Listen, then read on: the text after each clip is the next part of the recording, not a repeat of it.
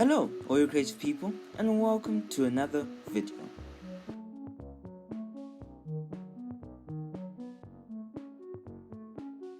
Hello, all you creative people, and welcome to another video on coding challenges that may potentially become its own series depending on how long this takes me.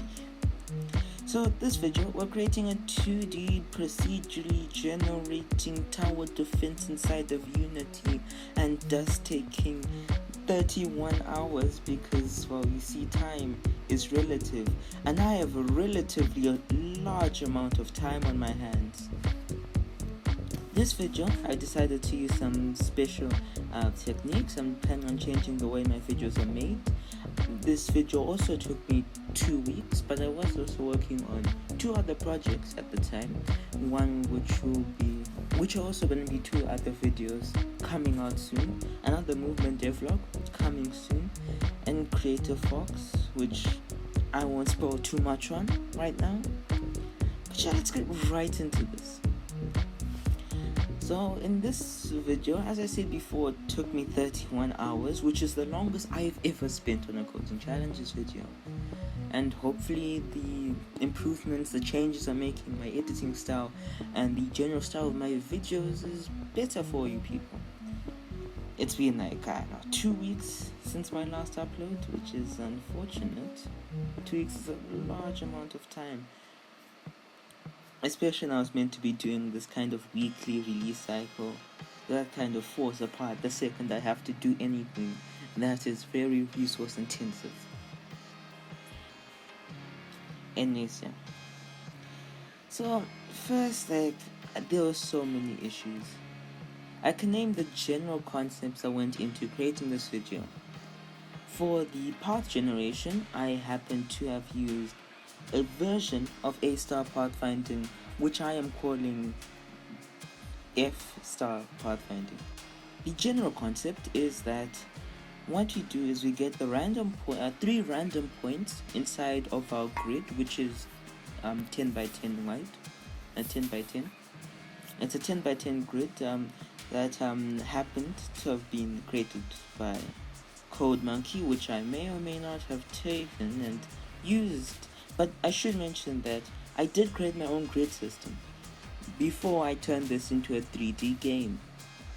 I was already taking way too much time, and I was kind of lazy, so I just decided to use a grid system that was probably better than my own system in every conceivable way. But yes, all credit to the grid goes to CodeMonkey, but everything else I did create, at least for this the first part of what should be a 2-part series or more if this ends up becoming really successful. But more on F-star pathfinding.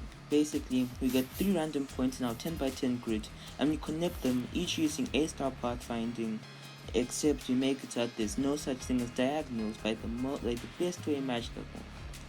Creating a diagonal system and then realizing you actually don't want that, so then making it so that the cost it takes to do a diagonal is so expensive that it would never happen. Therefore, no diagonals. Yes, it's not the it's not a smart way, but it is a way, and that's what matters. Getting everything done, even if it's really resource intensive and should really be fixed in a later update. But yes, after we connect those 3 points, we have all the values of where each of those points are, each of the points of the path, and that will come in handy when we're talking about the enemies. So the enemies are basically just lurking between each of these different points and rotating to face the next point that is available, and point that is in a list of different vector 3s that is created when the actual path is being spawned. When the path is being spawned, we're adding each of the path's positions to a vector 3 list, which we then give off to the enemy AI. Not AI, because it is not artificial intelligence. It is purely just moving between a couple points. But yes, the enemy system was by far the easiest to do. I also used quick outline. I used quick outline to give the enemy some nice cartoony effect. and all the objects I used are test materials, that test objects that will probably change in the next half.